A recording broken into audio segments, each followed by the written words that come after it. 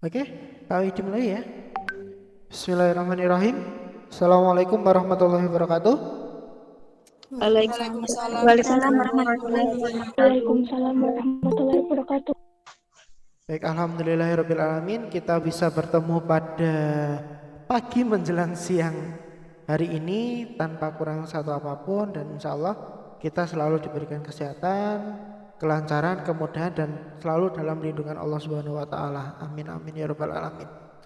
Baik, kita saatnya memasuki pembahasan kita mikrobiologi, yaitu pembahasan pertama tentang sejarah mikrobiologi. Wah, iki piye ta, Pak? Jari biologi, IPA, kok malah pelajarannya sejarah iki piye? Nah, katanya jas merah, jangan sekali-sekali meninggalkan sejarah. Supaya kalian tahu sebenarnya proses mikrobiologi, ilmu mikrobiologi itu bagaimana. Nah, nanti Pak Widi akan jelaskan dalam pertemuan pada pagi hari ini, dan kita nanti bisa tahu, oh jadi seperti itu sebenarnya mikrobiologi, kedudukan mikrobiologi itu seperti apa, posisinya di mana. Nah, itu nanti kita akan pelajari pada pagi hari ini. Baik, dengan mengucapkan bismillahirrahmanirrahim, kita mulai perkuliahan hari ini. Nah, mikrobiologi terapan. Wah, ini ada yang baru masuk. Coba kita lihat dulu. Oh, Mbak Siva sama Mas Farhan. Oke. Baik. Dalam pertemuan pada pagi hari ini, Pak Widi sebut pagi aja ya, biar semangatnya selalu semangat pagi kayak gitu ya. Nah, sejarah perkembangan mikrobiologi nanti di sini akan ada 3 pokok bahasan. Nah, yang pertama ruang lingkup, kedua sejarah mikrobiologi, ketiga tujuan yang diharapkan. Yang pertama ruang lingkup, memang Pak Widi harapkan mahasiswa dapat mengetahui ilmu apa saja yang harus dipelajari sebelum mempelajari mikrobiologi. Yang kedua, tentang sejarah mikrobiologi, harapannya Pak Widi mahasiswa dapat mempelajari sejauh mana perkembangan mikrobiologi. Nah, tujuan yang Pak Widi harapkan di sini, harapannya Pak Widi mahasiswa dapat mengetahui dan menjelaskan dengan penuh percaya diri sejarah perkembangan mikrobiologi di situ. Nah, ruang lingkup dan sejarah mikrobiologi, ya kalau memang kita lihat sekilas ini di pertemuan 1, 2, dan 3 nanti ada semua. Nah, ini kita lihat. Nah, ruang lingkup dan sejarah mikrobiologi. Nah, ada yang baru masuk, Mbak Tiara Anggun. Nah, di sini kita melihat di sini ada di ruang lingkup dan sejarah mikrobiologi, kita fokus yang sebelah kiri dulu aja ya. Karena di situ ada 9 sub pokok bahasan yang perlu kita bahas bersama-sama supaya kalian nanti tidak bingung. Jadi hari ini Pak Widi akan fokuskan yang di poin yang pertama, yaitu ruang lingkup dan sejarah mikrobiologi. Nah, nanti yang akan kita pelajari yang pertama konflik generasio spontanea. Yang kedua pembuktian kaidah kebenaran abiogenesis. Yang ketiga bukti teori biogenesis. Yang keempat teori fermentasi. Yang kelima penemuan bakteri. Keenam penemuan kehidupan anaerob. Ketujuh penemuan enzim. Kedelapan postulat Koch. Dan yang kesembilan postulat River. Nah, itu apa saja? Itu cemilan apa saja? Yang penting kalian tetap semangat, insya Allah. Walaupun IPA kita tetap mempelajari sejarah, berarti ya. Tapi sejarah tentang mikrobiologi. Nah, kita berangkat dari salah satu tokoh, yaitu Anthony van Leeuwenhoek. Dia 1633 sampai 1723. Wah, lama banget ya. Nah, sebenarnya Anthony van Leeuwenhoek itu bukan peneliti atau ilmuwan yang profesional. Profesi sebenarnya dia adalah sebagai Wynterster di kota Delft, Belanda. Karena memang ia biasa menggunakan kaca pembesar untuk mengamati serat-serat pada kain. Nah, ya pada prinsipnya memang sebenarnya ia bukan orang pertama dalam penggunaan mikroskop, tetapi rasa ingin tahunya yang besar terhadap alam semesta itu menjadikannya dia salah seorang penemu mikrobiologi.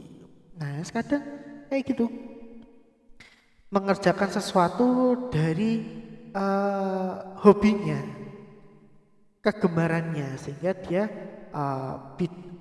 ahli dalam bidang tersebut. Nah, misal seperti ini, Anthony van Leeuwenhoek. Dulu dia hanya sebagai Wynterster di kota Delft, Belanda. Tapi karena memang dia hobi, memang suka mengamati serat-serat pada kain, dia juga coba mengeksplor terus penggunaan mikroskop itu, sehingga Anthony van Leeuwenhoek ini dia menjadi salah seorang yang perlu diperhitungkan dalam penemuan mikrobiologi. Wah, keren kan? Ya kita tidak tahu nanti. Mungkin Mbak Ida Lailatul karena hobi memasak, nanti dia menjadi ilmuwan ahli gizi dalam biologi. Oh, nggak tahu. Nah, jadi terus coba dieksplor kemampuan kalian, hobi kalian, kelebihan kalian, sehingga nanti pasti akan ada hasil. Pasti kan kita meyakini kan hasil tidak akan mengkhianati dari usaha kalian, gitu ya. Pelan-pelan aja kita lanjut. Nah, yang pertama, dalam mikrobiologi itu kita tidak bisa lepas dari fenomena konflik generatio spontanea.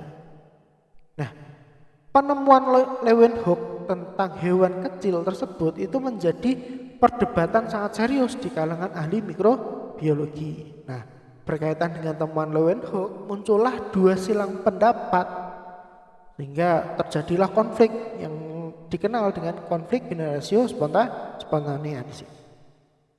Nah, dua pendapat tersebut, pendapat yang pertama yaitu munculnya hewan kecil karena proses pembusukan tanaman atau hewan ataupun melalui proses fermentasi. Nah, pendapat ini mendukung teori yang mengatakan bahwa makhluk hidup itu berasal dari benda mati atau abiogenesis, dan konsepnya dikenal dengan generatio spontanea. Nah, karena memang di sini terjadi pendapat yang berbeda, sehingga muncullah pendapat yang kedua dalam waktu yang bersamaan, yaitu bahwasanya mengatakan bahwa hewan kecil tersebut berasal dari hewan kecil sebelumnya, seperti halnya organisme tingkat tinggi. Nah, pendapat atau teori yang mengatakan hal tersebut itu dikenal dengan biogenesis. Makanya kita ingatkan dulu materi yang sudah ketika kita sekolah dulu ya, waktu SMP SMA, ada abiogenesis dan biogenesis. Nah, itu awal mulanya itu sebenarnya adalah di sini. Nah, sehingga perlu adanya, karena ada perdebatan karena ada perdebatan itu perlu adanya pembuktian. Yang pertama, pembuktian ketidakbenaran abiogenesis. Wah, ngeri langsung, pembuktian ketidakbenaran abiogenesis. Lo ngerti-ngerti kok langsung pembuktian ketidakbenaran. Wah, ini Pak Widi mesti pronya biogenesis ini. Indah, maksudnya di sini memang karena ada dua pendapat tadi, langsung dari penganut biogenesis itu langsung melakukan sebuah eksperimen di mana untuk membuktikan ketidakbenaran abiogenesis. Nah, pembuktian ini itu dilakukan berbagai macam eksperimen yang nampaknya sederhana tetapi memerlukan waktu lebih 100 tahun. Nah, ada tokoh yang dikenal dalam proses pembuktian ketidakbenaran abiogenesis ini, antara lain yang kita ingat ya, ada Francisco Redi, John Needham, Lazarus Spallanzani, dan ada dua peneliti yaitu Franz Franz Schulz, dan Theodor Schwann. Nah, siapakah mereka semua? Nah, nanti kita akan kenalkan bersama-sama walaupun dia sudah tiada. Tapi sejarah itu tidak bisa kita lupakan supaya menjadi dasar kita nanti untuk kedepannya. Oh, dulu saya dengan teori saat ini saya berdasarkan penelitiannya mungkin Francesco Redi. Nah, yang pertama Francesco Redi. Nah, ini kita terkenal dengan eksperimennya, yaitu yang membuktikan bahwa ulat yang terdapat pada daging busuk adalah larva yang berasal dari telur lalat, bukan berasal dari benda mati. Ini teori generatio spontanea. Nah, langsung ke ilmu yang kedua.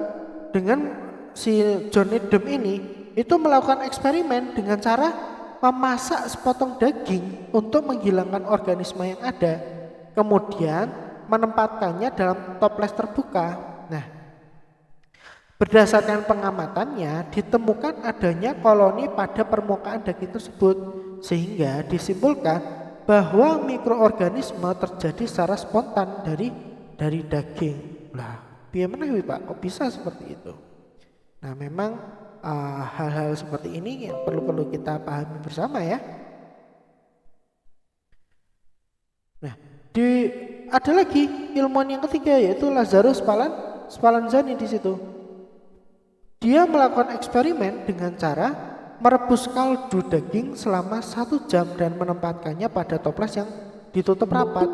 Nah, oh ini ada yang baru masuk. Siapa ini? Rika Rojayana. Nah, melakukan eksperimen dengan cara merebus kaldu daging selama 1 jam dan menempatkan pada toples yang tertutup.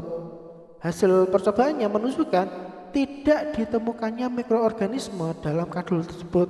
Jadi eksperimen Lazarus Spallanzani di sini menentang teori abiogenesis di situ, sehingga jadi tadinya teori abiogenesis koloni itu tiba-tiba muncul seperti itu. Tapi setelah diteliti dari Francesco Redi, terus Lazarus Spallanzani di sini, itu ternyata setelah ditutup rapat, ya tidak ditemukan mikroorganisme yang dalam kaldu tersebut. Nah, sehingga dia termasuk yang menentang teori abiogenesis. Nah, Needham mengatakan bahwa berdasarkan eksperimennya, sumber makhluk hidup itu berasal dari udara, sementara pada percobaan Spallanzani tidak berinteraksi langsung dengan udara.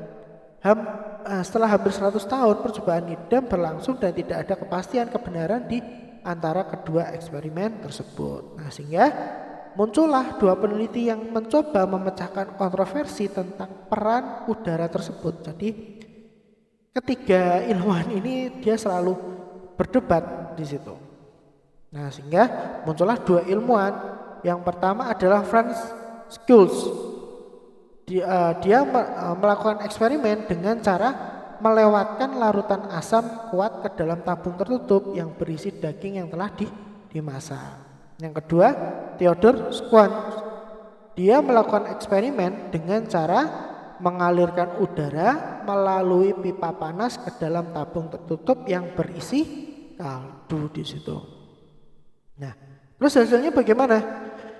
Keduanya tidak menemukan adanya mikroorganisme sebab mikroorganisme telah mati oleh adanya asam kuat maupun panas. Tetapi para pendukung teori generatio spontanea yang tiba-tiba mikroorganisme itu muncul dengan secara tiba-tiba, itu berpendapat bahwa ini tuh semua gara-gara adanya asam kuat dan panas yang dapat mengubah udara sehingga tidak mendukung pertumbuhan mikroorganisme. Nah, ini masih terdapat perdebatan yang masih sangat panjang. Nah, akhirnya pada tahun 1954 itu perdebatan tersebut terselesaikan. Wah, 100 tahun lebih nih. Nah, dengan melakukan percobaan menggunakan tabung tertutup berisi kaldu yang telah dipanaskan. Nah, kemudian ke dalam tabung tersebut dimasukkan pipa yang pada sebagiannya diisi dengan kapas dan ujungnya dibiarkan terbuka. Dengan demikian, mikroorganisme akan tersaring dan udara tetap bisa masuk. Hasilnya, tidak ditemukan mikroorganisme dalam kaldu daging. Oleh sebab itu, ini membuktikan bahwa teori generatio spontanea adalah salah. Nah, ini proses yang sangat-sangat panjang hanya untuk membuktikan bahwasannya generatio spontanea itu benar apa salah di situ. Nah, itu jadi memang harus proses penelitian yang sangat panjang di situ. Nah, barulah di waktu yang bersamaan ada yang membuktikan bahwa adanya bukti teori biogenesis. Nah, ini ada dua tokoh yang dikenal dalam pembuktian teori biogenesis. Yang pertama dari Prancis yaitu Louis Pasteur dan yang kedua John Tyndall di situ. Siapa dia? Wah, ding ding ding ding. Nah, Louis Pasteur 1822 sampai 1895. Dia seorang ahli kimia yang menaruh perhatian pada mikroorganisme. Memang Pasteur ini tertarik untuk meneliti peran mikroorganisme dalam industri anggur atau wine pada saat itu, karena memang pada saat itu paling sering diproduksi di situ adalah wine, terutama dalam pembuatan alkohol di situ. Nah, sehingga tapi pada saat itu masih ada salah satu pendukung teori generatio spontanea yang hidup pada masa Louis Pasteur, yaitu Pouchet atau Félix Archimede Pouchet. Banyak mempublikasikan tulisan yang mendukung teori abiogenesis, namun ia tidak dapat membantah penemuan-penemuan dari Pasteur. Jadi ini kalau zaman sekarang posisinya galau ya dia. Nah, antara saya mau mengikuti generatio spontanea, tetap mengikuti generatio spontanea, tapi pada prinsipnya sesuai teorinya penelitian dari Pasteur itu juga tidak salah, jadi tidak dapat membantah penemuan-penemuan dari Pasteur di situ. Nah, Pasteur itu sebagai ilmuwan untuk memastikan pendapatnya melakukan serangkaian eksperimen. Salah satu eksperimen Pasteur yang terkenal yaitu menggunakan bejana leher panjang yang dibengkokkan dan dikenal dengan bejana leher angsa. Nah, ini kita mengingat teori dulu ya, materi dulu waktu SMA, SMP juga pernah dikenalkan tentang leher angsa ini ya, atau bejana leher angsa. Itu eksperimen Pasteur yang paling terkenal di situ. Nah, jadi gambarnya seperti ini ya. Nah, bejana ini itu diisi dengan kaldu kemudian dipanaskan. Nah, pada kondisi tersebut udara dapat dengan bebas melewati tabung atau pipa leher angsa, tetapi di daerah kaldu tidak ditemukan adanya mikroorganisme. Nah, hasil analisis ini itu menunjukkan bahwa mikroorganisme beserta debu akan mengendap pada bagian tabung yang berbentuk U. Bagian tabung yang berbentuk U ya. Nah, posisinya di sini. Nah, sehingga tidak dapat mencapai kaldu. Posisinya seperti itu. Jadi jangan iki ceritane iki modele seperti itu. Nah, Pasteur melalui eksperimen yang sama itu membawa tabung tersebut ke pegunungan Pyrenees dan Alpen. Hasil pengamatan menemukan bahwasannya mikroorganisme terbawa debu oleh udara, sehingga Pasteur menyimpulkan bahwa semakin bersih atau murni udara yang masuk ke dalam bejana, semakin sedikit kontaminasi yang terjadi di situ. Nah, jadi memang makanya kalau kita melakukan praktikum, besok praktikum dengan Bu Isna seperti itu juga harus benar-benar memperhatikan. Makanya nanti ada proses sterilisasi, ada proses yang supaya meminimalkan kontaminasi dari aspek-aspek yang ada di luar eksperimen gitu. Nah, salah satu argumen klasik untuk menentang teori biogenesis adalah selalu masih aja ditentang. Nah, panas yang digunakan untuk mensterilkan udara atau bahan dianggap dapat merusak energi vital karena tanpa adanya vital force tersebut itu mikroorganisme tidak dapat muncul secara spontan. Yes or no ya memang itu dinamika pendapat sudah dibuktikan oleh Louis Pasteur. Masih ada beranggapan bahwasannya panas yang digunakan untuk mensterilkan udara atau bahan itu dianggap dapat merusak energi vital. Nah, sehingga vital force vital tersebut itu mikroorganisme tidak dapat tumbuh dan tidak dapat muncul secara spontan. Nah, dengan adanya argumen itu, ilmuwan lain ini yang langsung bicara. Salah satunya adalah John Tyndall di 1820 sampai 1893. Nah, Tyndall merespon argumen tersebut dengan mengatakan bahwa udara itu dapat mudah dibebaskan dari mikroorganisme melalui serangkaian percobaan, yaitu meletakkan tabung reaksi berisi kaldu steril ke dalam kotak tertutup. Nah, udara dari luar masuk ke dalam kotak melalui pipa yang sudah dibengkokkan membentuk dasar U seperti spiral. Piye Pak bentuk itu terusan? Nah, bentuknya seperti ini percobaan dari John Tyndall. Nah, ternyata dalam percobaan John Tyndall itu terbukti bahwa meskipun udara luar dapat masuk ke dalam kotak yang berisi tabung dengan kaldu di dalamnya, namun tetap tidak ditemukan adanya mikroorganisme. Nah, hasil percobaan Pasteur dan Tyndall itu memacu diterimanya konsep biogenesis.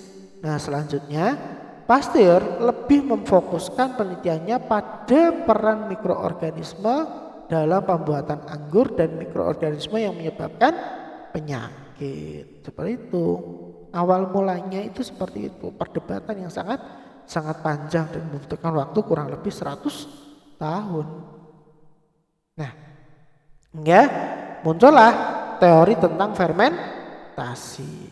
Nah, salah satu contoh proses fermentasi itu dapat terjadi jika jus anggur itu dibiarkan. Nah, pada proses tersebut terjadi serangkaian perubahan biokimia, alkohol dan senyawa lain yang pada akhirnya dihasilkan anggur atau wine. Nah, sehingga alasan Pasteur menentang pendapat generasio spontanea karena keyakinannya bahwa produk fermentasi anggur itu merupakan hasil dari mikroorganisme yang ada, bukan fermentasi menghasilkan mikroorganisme sebagaimana yang dipercaya pada waktu itu. Jadi si Pasteur ini itu dia memiliki keyakinan bahwasanya produk fermentasi anggur itu merupakan hasil dari mikroorganisme, bukan fermentasi itu menghasilkan mikroorganisme, tapi justru mikroorganisme itu menghasilkan melalui proses fermentasi itu menjadi fermentasi anggur saat itu. Sehingga itu alasan Pasteur untuk menentang pendapat generasio spontanea. Ya.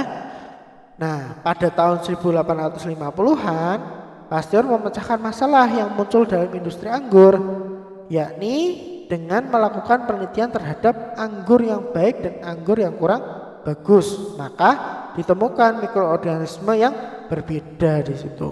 Nah, ilmu semakin berkembang. Nah, di sini mikroorganisme tertentu itu mendominasi anggur yang bagus, sementara mikroorganisme tipe lain itu mendominasi anggur yang kurang bagus. Sehingga Pasteur itu menyimpulkan bahwa pemilihan mikroorganisme yang sesuai akan menghasilkan produk anggur bagus. Berdasarkan analisis tersebut, Pasteur memusnahkan mikroorganisme yang terdapat dalam sari buah anggur dengan cara memanaskannya.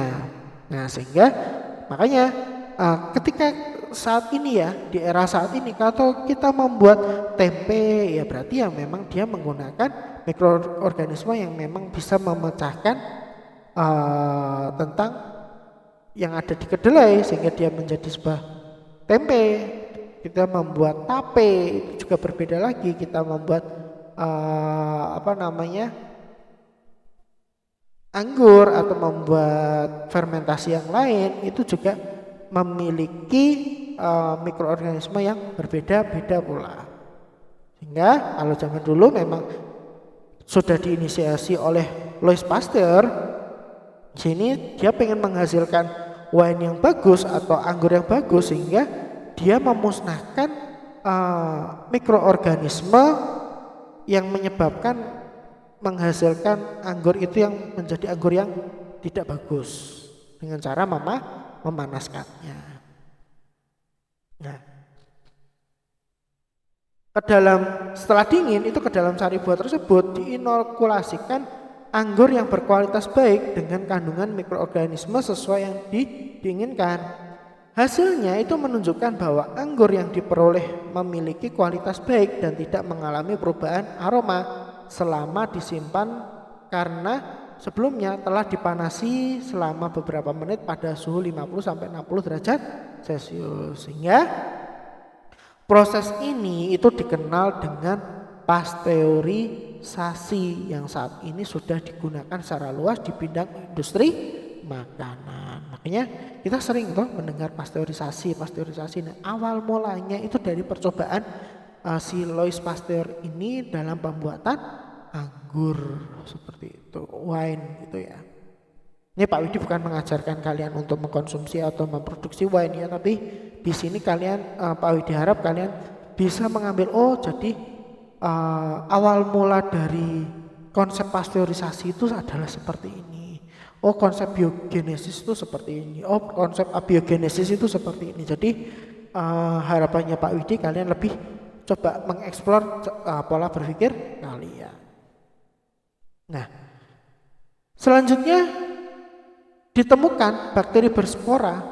Nah, eksperimen dengan menggunakan cairan bahan organik yang sudah dipanaskan dalam air garam mendidih selama 5 menit dan diletakkan di dalam ruang bebas debu, ternyata cairan bahan organik tidak membusuk walaupun disimpan dalam waktu berbulan-bulan. Apalagi tanpa dilakukan pemanasan, maka akan terjadi pembusukan. Nah, si Tyndall dalam percobaannya itu menemukan adanya fase termolabil atau bakteri saat melakukan pertumbuhan tidak tahan pemanasan dan termoresisten pada bakteri yaitu tahan terhadap pemanasan di situ. Jadi ada dua fase. Dia menemukan bahasanya ada fase di mana bakteri itu ada yang tidak tahan panas sehingga dia masuk dalam fase termolabil dan ada juga yang tahan terhadap panas yaitu termoresisten gitu. Nah, hingga kita ingat di situ ada Ferdinand Julius Kohn di mana secara mikroskopis bahwa pada fase termoresisten bakteri dapat membentuk endospora. Nah, berdasarkan penemuan tersebut, maka dicarilah cara untuk sterilisasi bahan yang mengandung bakteri pembentuk spora. Nah, cara yang dimaksud adalah dengan pemanasan yang terputus dan diulang beberapa kali. Nah, proses ini dikenal dengan namanya Tyndallisasi. Ini dikenalkan oleh Ferdinand Julius Kohn. Nah, dalam proses Tyndallisasi itu proses pemanasannya itu sebagai berikut. Pada awalnya pemanasan dilakukan pada 100 derajat Celcius selama 30 menit. Kemudian dia dibiarkan pada suhu kamar selama 24 jam. Cara ini diulang sebanyak tiga kali. Saat dibiarkan pada suhu kamar, bakteri berspora yang masih hidup akan berkecambah membentuk fase pertumbuhan atau termolabil sehingga dapat dimatikan pada pemanasan berikutnya. Jadi itu dilakukan selama tiga kali saat itu. Nah, setelah ditemukan bakteri berspora, kemudian penemuan kehidupan anaerob di sini. Nah, kembali Louis Pasteur di sini yang berperan di sini. Nah, selama meneliti fermentasi asam butirat, Pasteur menemukan adanya proses kehidupan yang tidak membutuhkan udara. Nah, Pasteur itu menunjukkan bahwa jika udara dihembuskan ke dalam bejana fermentasi butirat, proses fermentasi menjadi terhambat, bahkan dapat terhenti sama sekali. Nah, atas dasar pengamatan tersebut, muncullah dua istilah kehidupan mikroorganisme, yaitu secara anaerob dan secara aerob. Anaerob itu maksudnya adalah untuk mikroorganisme yang tidak memerlukan oksigen, sedangkan aerob itu adalah mikroorganisme yang pertumbuhannya memerlukan oksigen. Nah, diingat lagi lah proses anaerob dan aerob di situ. Nah, ini awal mulanya itu sebenarnya di sini. Jadi kalian ketika besok menjelaskan itu paham. Oh, jadi anaerob dulu itu maksudnya adalah seperti ini. Kehidupan aerob itu dulu maksudnya seperti ini. Nah, memang secara fisiologis adanya fermentasi dapat digunakan untuk mengetahui beberapa hal. Nah, oksigen umumnya diperlukan mikroorganisme sebagai agensia atau mengoksidasi senyawa organik menjadi CO2 atau karbon dioksida. Nah, reaksi oksidasi tersebut dikenal sebagai respirasi aerob yang menghasilkan tenaga untuk kehidupan jasad dan pertumbuhannya. Nah, mikroorganisme lain dapat memperoleh tenaga dengan jalan memecahkan senyawa organik itu secara fermentasi anaerob, memang tanpa memerlukan oksigen. Seperti itu. Nah, hingga beberapa jenis mikroorganisme yang bersifat obligat anaerob atau anaerob sempurna, jenis lain bersifat fakultatif anaerob. Maksudnya di sini adalah mempunyai dua mekanisme untuk mendapatkan energi. Ya, dia ketika apabila ada oksigen, energi diperoleh secara aerob.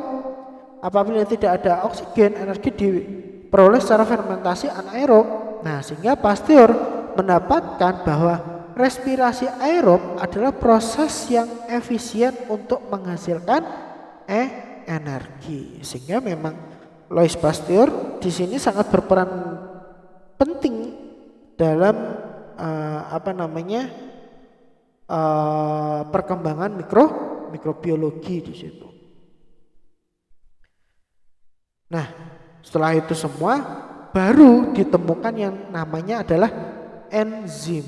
Nah, penemu enzim di sini adalah Edward Buchner, yaitu pada tahun 1897 itu mampu membuktikan gagasan Bernard, yaitu pada saat menggerus sel hamir dengan pasir itu ditambahkan sebelah besar gula, terlihat dari campuran tersebut dibebaskan karbon dioksida dan sedikit alkohol. Nah, penemuan tersebut itu membuka jalan ke perkembangan biokimia modern. Pada akhirnya dapat diketahui bahwa pembentukan alkohol dari gula oleh hamir itu merupakan hasil urutan beberapa reaksi kimia yang masing-masing dikatalisir oleh biokatalisator. Yang pasti biokatalisator yang spesifik atau dikenal sebagai enzim. Jadi enzim itu dia adalah biokatalisator yang memang untuk mengkatalisis atau mengkatalis dari proses-proses kimia, terutama di sini kalau dalam penemuan di sini adalah dalam pembentukan alkohol dari gula oleh hamir di situ. Nah, sehingga dikenal yaitu postulat Koch. Namun sebelum masuk ke postulat Koch, kita mengingat bahwasannya Pasteur menggunakan istilah khusus untuk mengatakan kerusakan pada minuman anggurnya oleh mikroorganisme yang disebut dengan penyakit Bir. Nah, Pasteur juga menduga sangat kuat tentang adanya peran mikroorganisme dalam penyebab timbulnya penyakit ini.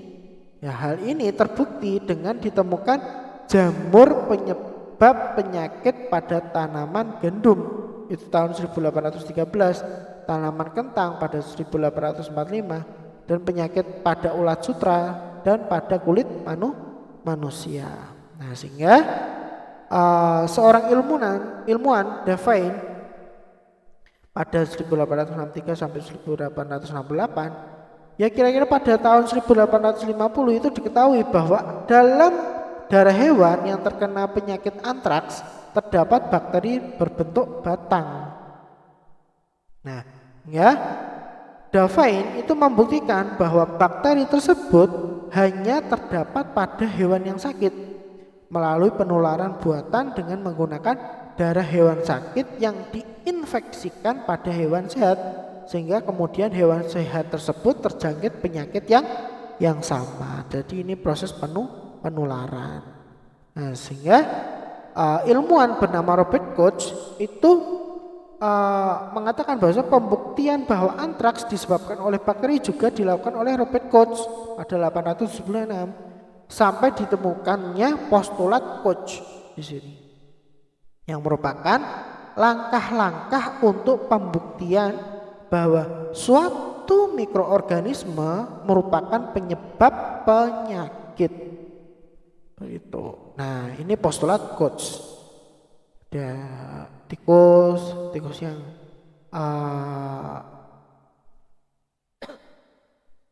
sudah terjangkit antraks, terus habis itu amati, terus disuntikkan ke tikus yang sehat. Ternyata tikus yang sehat diamati juga, ternyata juga dia terjangkit oleh antraks yang sama. Nah, ternyata modelnya seperti itu. Ternyata penyebab penyakit hewan di sini itu yang disebabkan oleh mikroorganisme, sehingga muncullah postulat Koch dalam bentuk umum adalah sebagai berikut. Yang pertama, suatu mikroorganisme yang diduga sebagai penyebab penyakit harus ada pada setiap tingkatan penyakit. Yang kedua, mikroorganisme tersebut dapat diisolasi dari jasad yang sakit dan ditumbuhkan dalam bentuk biakan murni. Yang ketiga, apabila biakan murni tersebut disuntikkan pada hewan sehat dan peka, maka akan dapat menimbulkan penyakit yang sama. Nah, yang keempat, mikroorganisme itu dapat diisolasi kembali dari jasad yang telah dijadikan sakit tersebut. Jadi pada prinsipnya memang kita bisa mengambil atau mengisolasi mikroorganisme penyebab antraks tadi, yang ini dicontohkan antraks gitu ya. Nah, itu bisa kita ambil, kita bisa isolasi dari organ yang sakit, jasad yang benar-benar sakit dulu. Dan kita bisa mengambil pula biakan murni tersebut terus disuntikkan kepada hewan yang masih sehat, terus dia terjangkit penyakit itu, dan kita ambil biakan murni biakan tersebut sehingga kita isolasi lagi, ternyata juga terinfeksi hewan tersebut dari suntikan atau dari biakan murni tadi yang disuntikan kepada hewan yang sehat, sehingga dia juga terjangkit antraks itu. Hingga setelah diamati bahwasanya di situ bisa kita amati atau bisa kita isolasi kembali dari jasad yang telah dijadikan sakit itu tadi. Nah, itu postulat Koch. Nah, kita mengingat lagi setelah bakteri ada, ditemukan yang namanya virus oleh Dmitri Yosifovich Ivanovsky. Wah, hanya lagi bahasa Rusia masalahnya ya. Nah, Dimitri ini itu menemukan yang namanya virus. Dengan eksperimennya itu menemukan adanya kemampuan filtrat bebas bakteri atau cairan yang telah disaring dengan saringan bakteri berasal dari ekstrak tanaman tembakau terkena penyakit mozaik. Nah, ternyata itu masih tetap dapat menimbulkan infeksi pada tanaman tembakau yang sehat. Nah, setelah setelah diteliti, berdasarkan kenyataan tersebut dapat diketahui adanya jasad hidup yang memiliki ukuran jauh lebih kecil daripada bakteri atau sering disebut dengan submikroskopik karena mampu lolos dari saringan bakteri, dan jasad tersebut itu dikenal sebagai virus. Nah, pembuktian penyakit yang disebabkan oleh virus dapat digunakan postulat yang kedua, yaitu postulat River itu pada 1937 yang isinya virus harus berada di dalam sel inang. Jadi virus itu dia bisa hidup harus berada di sel inang. Nah, filtrat bahan yang terinfeksi tidak mengandung bakteri atau mikroorganisme lain yang dapat ditumbuhkan di dalam media buatan. Yang ketiga, filtrat dapat menimbulkan penyakit pada jasad yang peka. Yang keempat, filtrat yang sama dan berasal dari hospes peka tersebut harus dapat menimbulkan penyakit atau kembali penyakit yang sama. Nah, ini isi dari postulat River. Sehingga memang pada prinsipnya pada penemuan virus saat itu memang virus dia bisa hidup hanya ketika dia sesuai pada sel inangnya, atau dia hanya bisa hidup dengan bantuan sel dari sel inang. Sehingga memang ketika dia menginfeksi sel inang, terus sel inangnya itu terjadi mutasi di situ, sehingga dia baru berkembang biak dan dia menempel ke sel inang yang sesuai dengan atau yang mendukung kehidupan dari virus tersebut. Nah, dari dasar inilah sebuah penemuan itu tidaklah mudah dalam mengambil sebuah kesimpulan yang menghasilkan suatu teori. Perlu proses yang sangat panjang dan perlu pembuktian yang pasti banyak akan pemikiran sehingga perdebatan. Nah, memang kita sebagai seorang saintis itu wajib hukumnya melalui proses itu dalam menghasilkan penemuan baru, karena itu wujud bahwa penemuan itu dapat dipertanggungjawabkan dan akan menjadi dasar penemuan di masa yang akan datang. Jadi memang dari sinilah perlu kita pahami bersama. Jadi ilmuwan itu tidak dengan mudah menghasilkan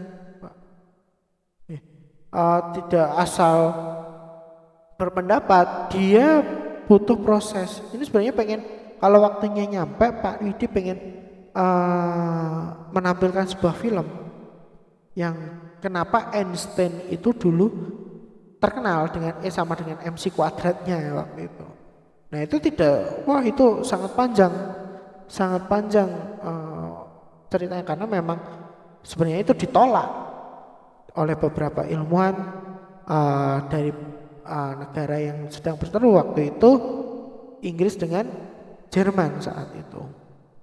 Makanya ilmuwan dari Inggris semua teorinya salah berada di Jerman, dan semua teori yang ada di Jerman salah di Inggris, sehingga waktu itu dibuktikan bahwa teorinya Einstein itu dibuktikan dan dibantu salah satu ilmuwan yaitu Eddington, sehingga makanya foto Einstein melet itu posisinya karena dia saking bahagianya bahwasanya teori yang dia temukan itu sebenarnya bisa dibuktikan di lapangan. Waktu itu karena dia mungkin kesulitan dalam pembiayaan dan lain-lain, ada ilmuwan lain yang membantu, yaitu Eddington itu, sehingga membuktikan bahwasanya teorinya Einstein itu benar di situ.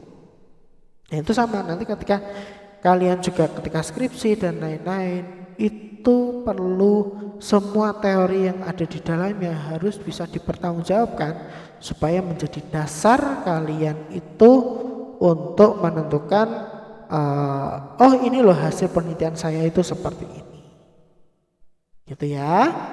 Oke, sebelum ini cukup dulu untuk sejarah mikrobiologi untuk pertemuan hari ini.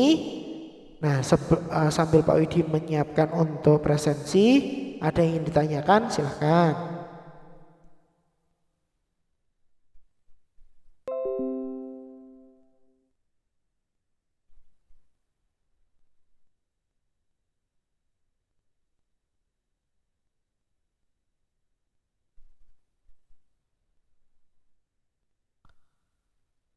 Bagaimana? Ada yang ingin ditanyakan? Nanti Pak Widi share PPT-nya. Poin Pak Widi selalu diingatkan ya, setiap pembelajaran seperti ini untuk nge-share PPT yang sudah Pak Widi gunakan untuk pembelajaran hari ini, supaya nanti bisa kalian gunakan untuk belajar kayak gitu ya. Karena kadang Pak Widi sok lupa seperti itu, saking banyaknya pikiran. Oke, sambil menunggu pertanyaan dari kalian, Pak Widi izin share screen untuk presensinya. Ambil presensi ya, biar waktunya tidak molor terlalu lama. Sudah terlihat ya? Sampun, Pak. Oke. Tuh dilihat Akila. Oke. Tuh. Ini tuh, Akila kalau sedang belajar.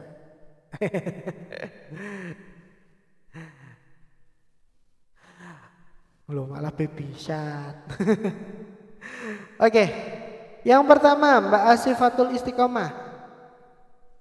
Hadir, Pak. Oke, terima kasih. Mbak Anissa Indrianti. Hadir, Pak. Oke, selanjutnya Mbak Nadia. Mbak Nadia Amalia. Hadir, Pak. Nah, untung udah jawab, orang tak centang. Oke, sebentar Mbak Nadia. Oke, Mbak Eni Kurnia Putri. Hadir, Pak. Oke, terima kasih. Mbak Cutina. Hadir, Pak. Oke, ternyata masih hadir. Tetap semangat ya Mbak Dina ya. Selanjutnya Mbak Ya, Pak. Oktaviani. Hadir, Oke, Pak. sip. Mbak Sania Azmi. Hadir, Bapak. Oke, Mbak Fitri. Hadir, Pak. Oke, Mbak Naila Falah. Hadir, Pak. Oke, Mbak Nailul Maunah. Hadir, Bapak. Oke, sip. Mas Muhammad Farhan. Hadir Bapak. Oke, sip. Mbak Nikmatul Abadiah. Hadir, Pak. Oke, Mbak Sri Puji Lestari. Hadir, Pak. Oke, Mbak Tiara Anggun. Hadir, Wah, iki Pak. Mbak Tiara Anggun iki awet isuk nganti awan iki krungu suarane Pak Widi terus ya. Mbak Elisa Nurrahma. Hadir, Pak. Oke, Mbak Dewi Nur Hasana. Hadir, Pak. Oke, Mbak Eni Mutaharoh. Oke, Hadir. ya. Selanjutnya Mbak Ariska. Hadir, Bapak. Oke, sip. Mbak Amelia. Oke, Mbak Amelia. Mbak Namida. Hadir, Bapak. Sip. Selanjutnya Mbak Siti Fatimah. Hadir, Pak. Ah, meh we, rata centang. Mbak Siva Putri. Hadir, Pak. Oke, Mbak Sofia. Hadir, Pak. Oke, Mbak Ulia.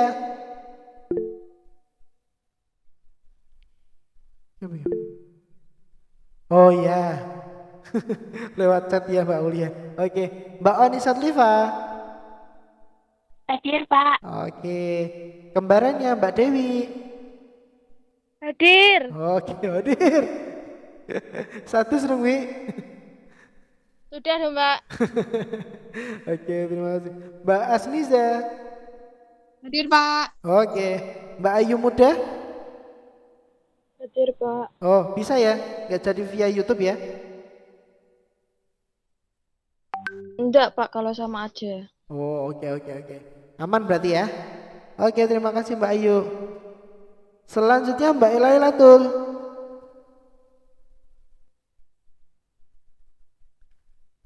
Mbak Elailatul Fitria. Ada namanya, orangnya kemana? Bubuk. Selanjutnya Mbak Ida. Hadir, Pak. Tumben lemes dah, ngapa dah? Poso apa pizza?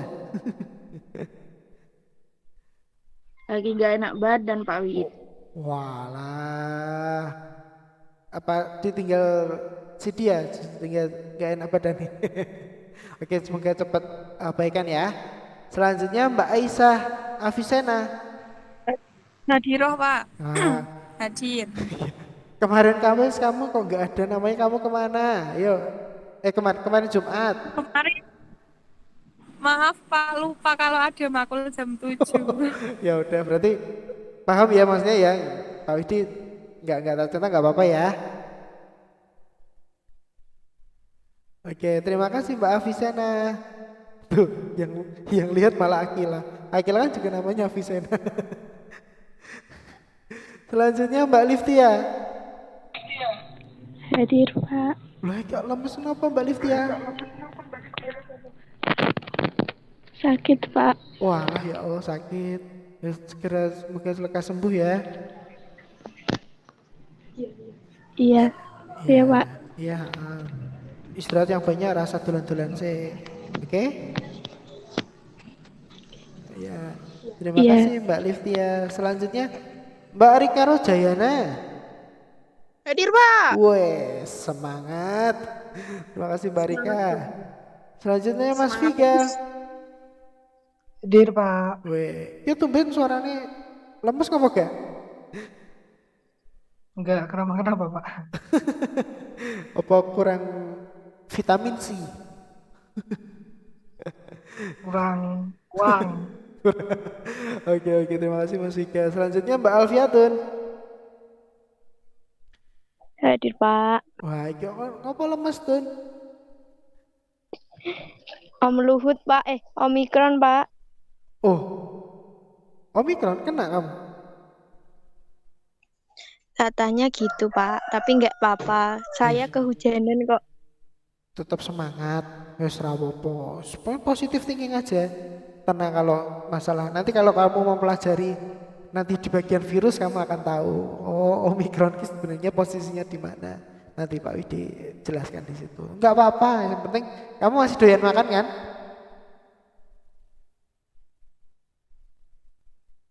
Gimana, Pak? Masih doyan makan kan? Aman, Pak. Nah, penting kuncinya sebenarnya di situ kalau COVID. Kalau memang benar-benar COVID itu biasanya dia benar-benar nggak doyan makan. Tapi kalau kamu masih doyan makan, insya Allah enggak. Kayak gitu. Gitu ya, tetap main maamnya dijaga, obat vitaminnya wis rasa kakek polase istirahat di rumah. Update game gitu. Oke ya, oke. Semuanya sudah terabsen, ada yang belum diabsen?